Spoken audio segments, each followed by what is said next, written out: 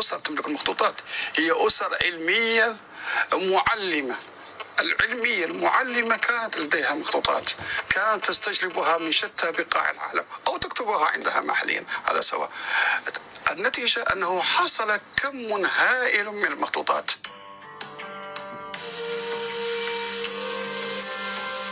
The influence of Arabic and Islam extended across the Ghana Empire. But the rulers of Ghana began to lose control of trade to more powerful rival groups, such as the Mandi people, who were sometimes known as the Mandinka. There were also environmental reasons behind Ghana's decline. Much of its farmland was worn out, partly through overgrazing. The Mandi launched a major offensive in 1235 under the leadership of Sunjata Keita. Sunjata Keita took control of the Soninke people and much of the former kingdom of Ghana and began building a vast new empire for himself, that of Mali. After the break, we visit the most famous of the cities of the Mali Empire, the legendary Timbuktu.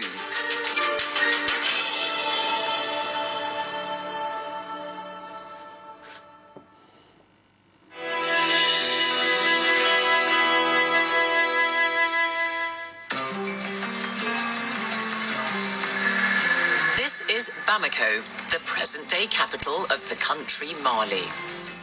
The Empire of Mali, established by Sunjata Keita in 1235, was bigger than that of Ghana. It extended across many more countries in modern West Africa.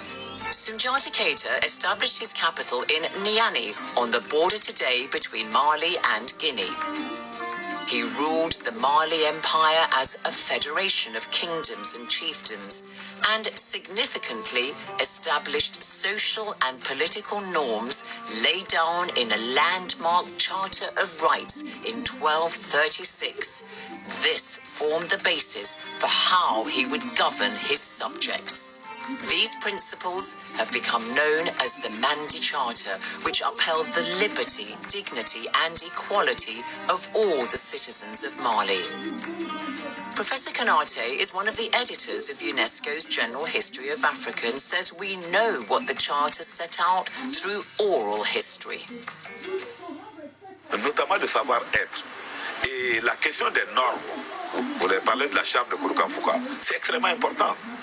Et on a souvent dépeint l'Afrique comme, vous connaissez très bien la façon dont l'historiographie coloniale a dépeint l'Afrique, comme un espace sans loi, sans foi.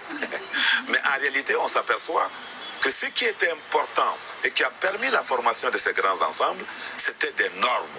La question des normes qui permettaient aux gens de vivre ensemble. La charte qui a été édictée sous Sunjata Keita est celle qui, en quelque sorte, établit les bases de l'Empire du Mali. Et ce document a donné lieu récemment à une mise en forme. Il faut dire les choses telles qu'elles sont, parce que la charte, elle est d'abord orale. Le savoir-être, le savoir-faire sont aussi importants que les monuments. Sunjata Keita assumed the title Mansa or Kanka, which means king, and he taxed all goods going through his territory. The most famous of the cities in the Mali Empire is Timbuktu, which Sunjata Keita had captured from the Tuareg or Berber nomads. He made it a center for traders and scholars. Getting to Timbuktu is pretty hard. At the time of filming, I could only visit with an armed guard. The airport is closed to commercial flights, and the area is deemed unsafe because of the activities of extremists. So finally made it to Timbuktu. First impressions? Well, it's hard to see how this dry, rather unprepossessing city, the new part at least, was at the center of one of the greatest empires of Africa. but I haven't got to the old part yet. But as I've been driving through, you do see evidence of some of the destruction when the city was overrun by the extremists in 2012. And of course, they destroyed much of the historical heritage of Timbuktu. It's attained almost mythical, fabled status. You know, in English we say, you'd think she was going to Timbuktu as a kind of metaphor for somebody who's going to the back of beyond. Well, here I am.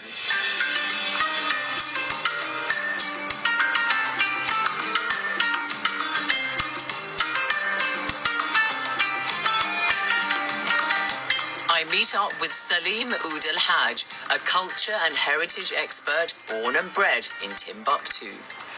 Tombouctou est la ville la plus connue de l'Empire du Mali parce que c'est très loin des centres de conflit.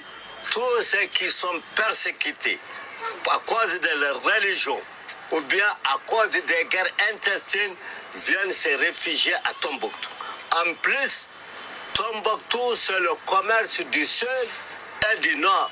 Le sud vient dans des pirogues par le fleuve des produits d'Afrique occidentale. Ici, et le chameau du Sahara et de la Méditerranée viennent à travers le Sahara avec les marchandises du Sahara et de la Méditerranée. Ici, et c'est un centre d'échange.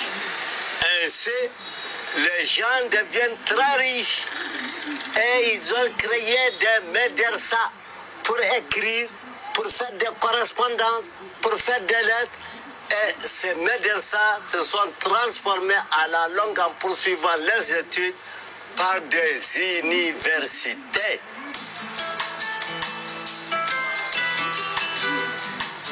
Sundiata Keita was succeeded by his son, Mansa Ulin, who expanded the empire.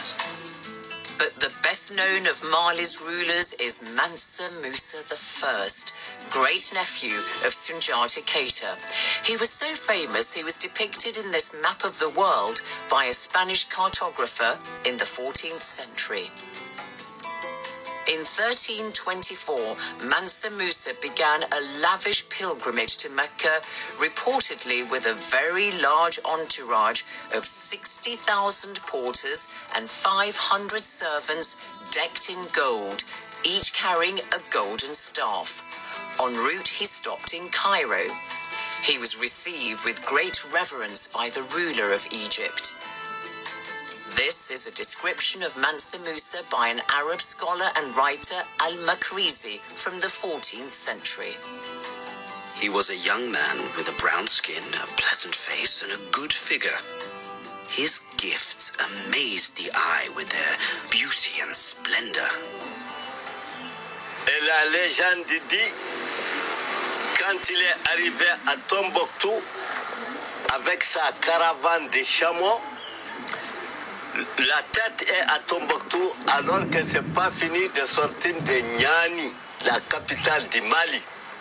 Il a traversé le Sahara et il est parti en Égypte et en Arabie Saoudite.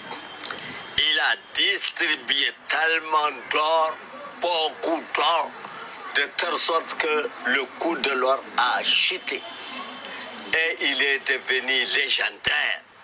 I asked Professor Kanate if we have any idea of just how rich Mansa Musa was.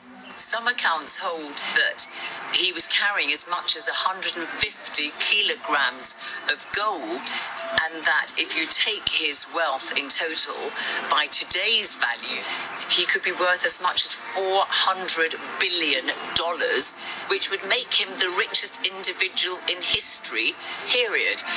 Do you think that could be the case? Oui, je pense, enfin, c'est possible. Mais ce qui est sûr, c'est que la quantité d'or qu'il a apporté au cours de son pèlerinage était une quantité suffisamment impressionnante. Mansa Musa a appris à écrire l'arabe et il a même laissé un traité en langue arabe sur la bienséance. C'est vous dire comment Mansa Moussa était très intéressé par le savoir. Et de son retour de la Mecque, il a amené avec lui un certain nombre d'écrivains, de poètes. Mansa Musa established the mosques of Timbuktu, which served as Islamic universities and which are UNESCO World Heritage Sites. Salim Oud al-Hajj shows me the documents held at the library of the Grand Mosque, which were mercifully hidden from the destructive action of the extremists when they overran Timbuktu. Many of these books are so fragile they cannot be picked up and studied. It's a whole African literature written in Arabic on a range of subjects like science, mathematics and law, though most of the documents are copies of the Quran and biographies of the Prophet Muhammad. Writers include prominent scholars such as Ahmed Baba, who was born in Timbuktu in the 16th century. In one manuscript, he writes against the practice of slavery. Are we not all descendants of Adam? For just the fact of becoming the owner of another person bruises the heart, because servitude is inseparable from the idea of violence and domination, especially when it relates to a slave taken away from his country.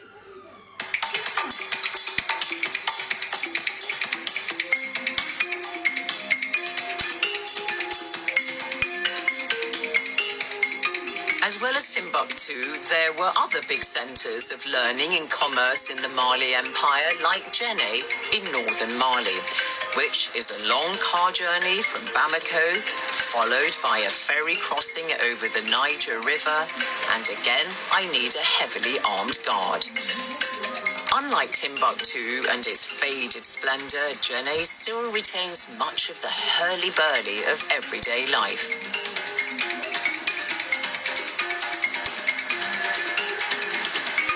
In fact, Djenné almost certainly predates Timbuktu because it developed from one of the earliest known settlements in Africa.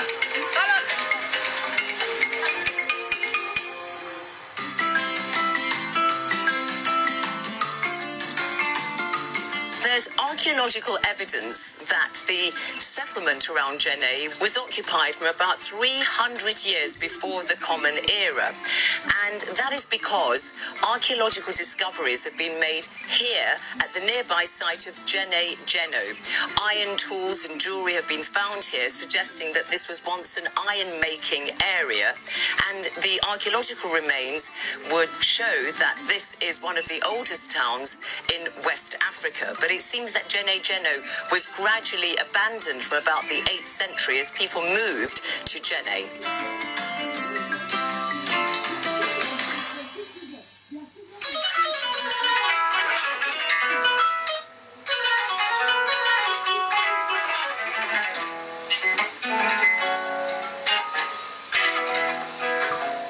Another legacy of the Mali Empire, apart from its buildings, is the kora.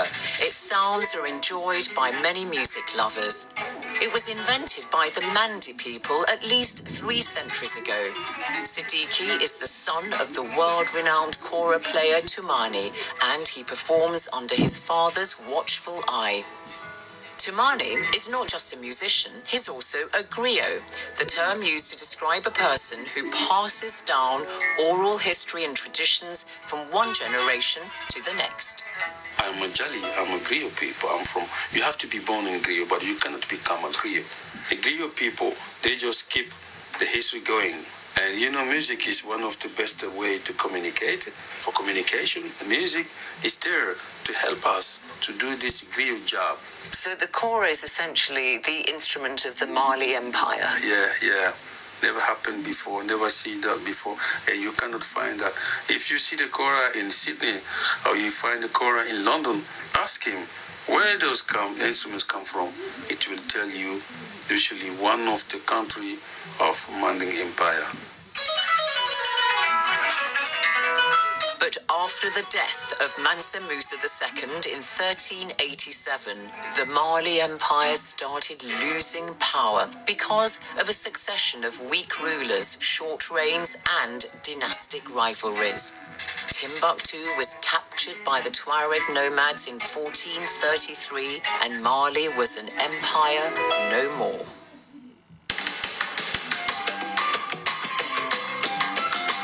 People today in the country Mali celebrate the great empire whose name the nation bears.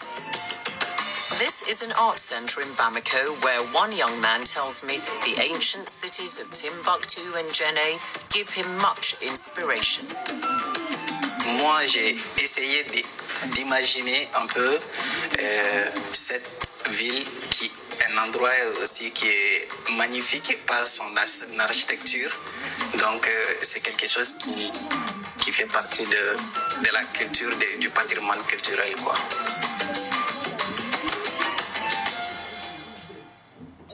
The decline of the Mali Empire, however, did not signal the end of this part of West Africa's glory. A new power emerged, that of the Songhai Empire. Its rulers established a new capital in Gao in the east of Mali. The empire extended as far as modern-day Nigeria and Niger. Flying into Gao, you can see this is strategically positioned along the Niger River. Today is a city that's been mired in the conflict with extremists, and so I can't spend much time here. There's a heavy army presence, and there's little to see of its ancient past. But Gao has deep historic roots. It's been inhabited since about the 7th century. Its people were mostly fishermen who used large canoes. They soon realized this gave them a military edge because they could sail along the Niger River, setting up trading villages which allowed them to dominate and unite peasant communities in the region. The best-known ruler of the Songhai Empire was Soni Ali the Great, whose reign began in 1464. He recaptured Timbuktu in 1468 and pushed the city to the pinnacle of its fame. In Songhai oral tradition, Soni Ali is a hero. Alors, Soni Alibert est présenté par les auteurs arabes comme un homme, même physiquement, très fort, un guerrier complet et un homme de très grande volonté. Et qui utilisait aussi beaucoup la sorcellerie, ce qui ne plaisait pas aux marabouts de Tombouctou. Soni Ali a eu beaucoup de problèmes avec les marabouts de Tombouctou, qui le décrivent comme un mauvais musulman, qui ne priait pas régulièrement, qui faisait la magie. Je pense que c'est une des raisons qui explique que Soni Ali Ber n'est pas très présente dans la représentation des grands empires. Fatimata Maiga is a member of the former ruling dynasty of the Songhai Empire. Je suis de Gao et je suis très fière d'être au Gao. Je remercie beaucoup les banques. Her daughter explains more about her family's famous ancestry. L'empire Songwe est vraiment dans l'histoire du Mali est l'une des empires la plus connue et ma maman évidemment est descendante de l'empire Songwe, donc descendante de Soni Alibert qui a fondé Gao, la ville mystérieuse.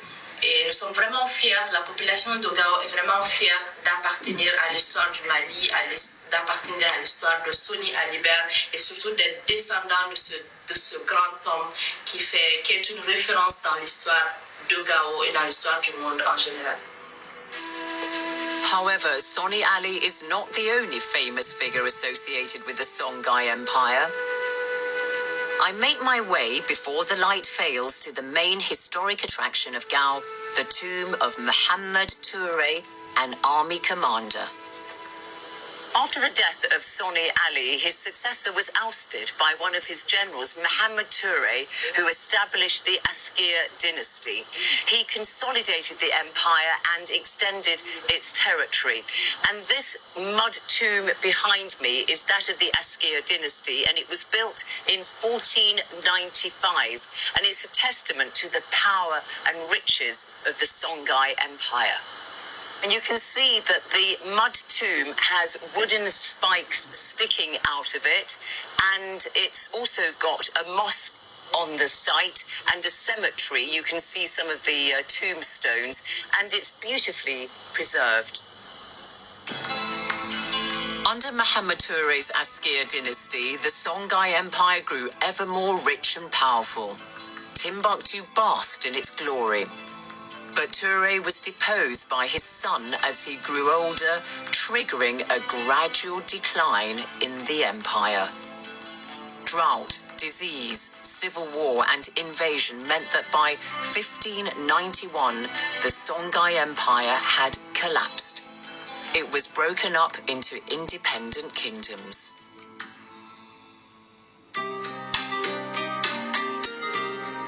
One of these kingdoms was the Bambara, based in the pretty riverside town of Ségou. Today, it's a popular venue for cultural festivals in Mali. Kingdoms like Bambara enjoyed prosperity and sovereignty until the arrival of the Europeans in the 1800s.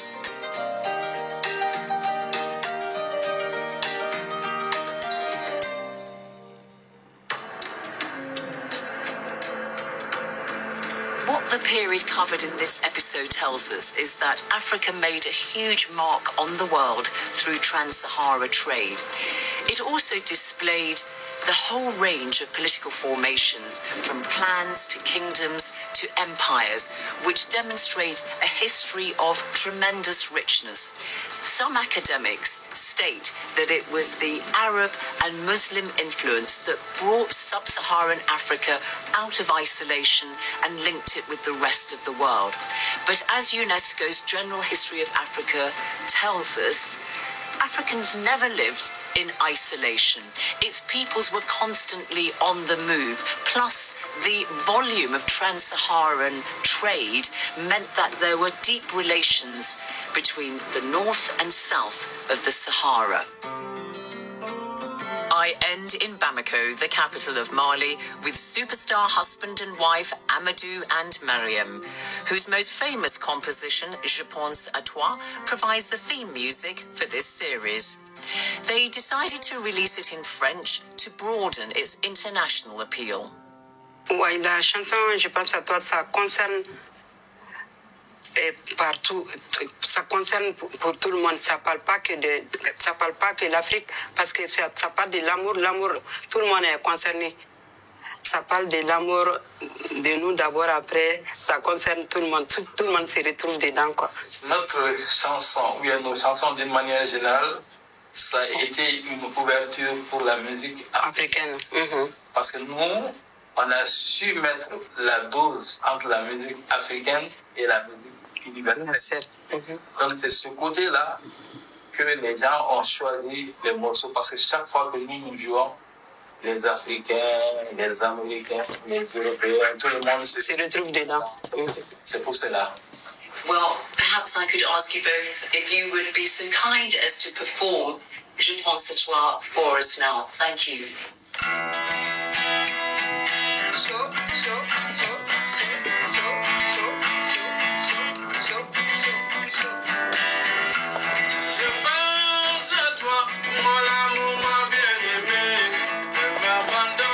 In the next episode, we see how city-states and kingdoms further west in Africa gave rise to rich and diverse civilizations, including some of the best-known works of art in the whole of the continent.